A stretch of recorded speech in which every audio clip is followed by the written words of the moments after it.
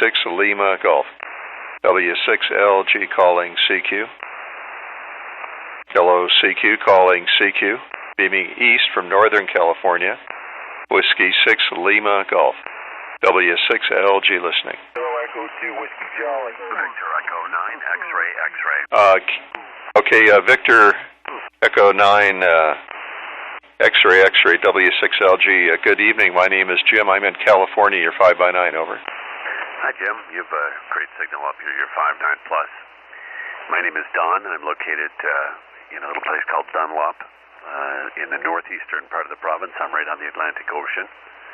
And just wanted to pop in and say hello. You have a lovely signal. You're very loud here. And your K3 sounds super. W6LG, this is VE9XX.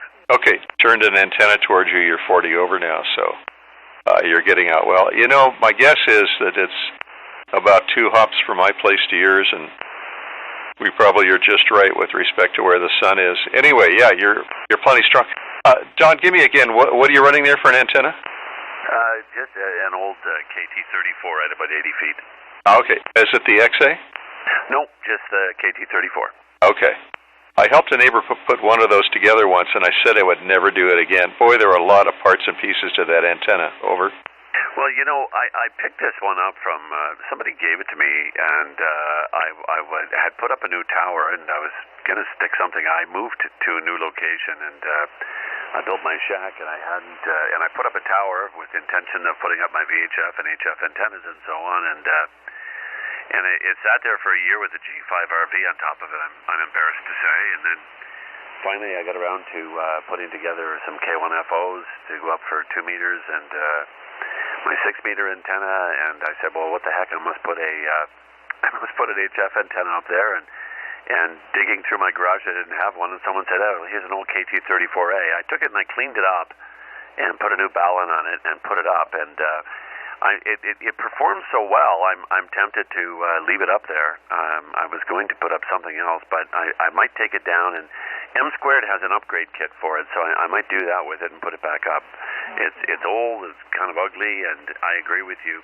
It's not particularly well built. I mean, it survived a long time, but there's too many rivets and things of that nature in it that get loose over time. Yeah, I'm not a big fan of rivets. Sheet metal screws, stainless steel sheet metal screws are fine. Rivets, not so much. No, it isn't pretty, and it didn't have a lot of front to back, but it sure seemed to have a lot of gain when we got it up in the air for the local guy, and he sure enjoyed using it. How much power are you running, and what's the transceiver? Right now, I'm running. I've actually got a K3 here. I'm not on it right now. I usually use it just for CW, but I'm on an FT2000D and running an Alpha 9500 at about the legal limit. Okay. Yeah, that's all first-class stuff. The 2000 is a great transceiver. I just sold one of those off to a friend of mine, and he's really happy to have it. A really good transceiver. I don't know if there's much difference between the K3 and the FT2000, but on CW, I guess the K3 has a bit of an edge. Is that right? I don't know. I mean, I'm used to it, and I like it. Well, one of the things that I don't have in my K3, I don't have the second receiver.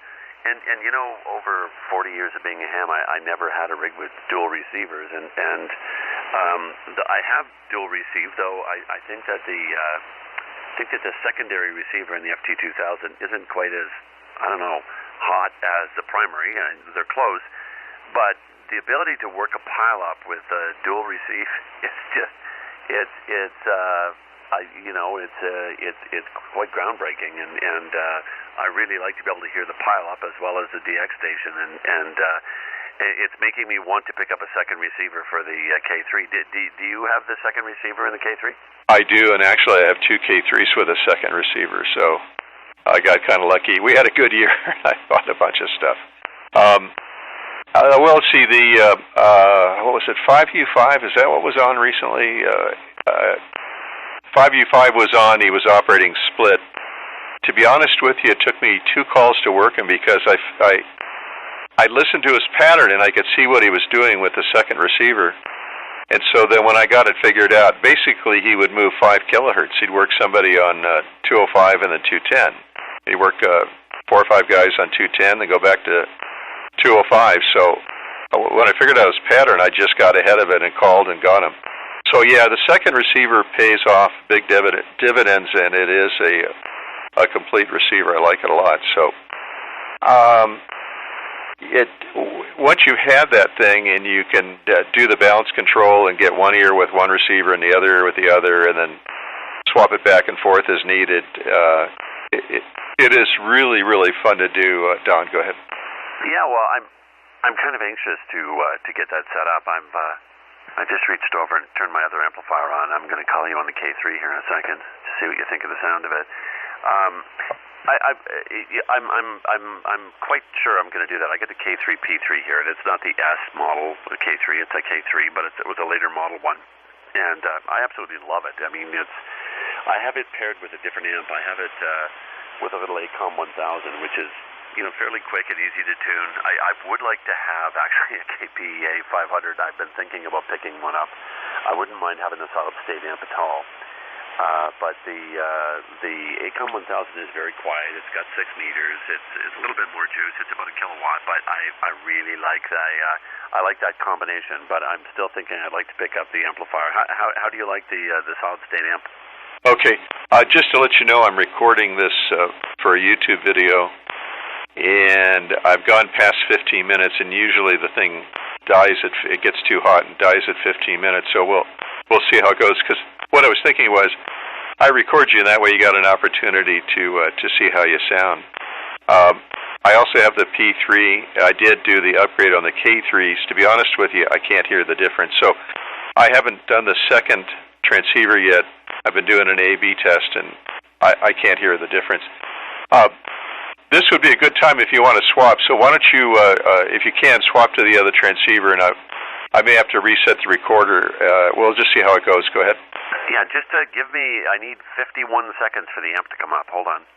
Okay, that's all right. The ACOM is a great amp. A friend of mine, neighbor of mine, has one, and gosh, it is really a first-class amp. Okay, while you're doing that, I'm going to stop the recorder, and I'll start it back up when you come back. Give me just a second.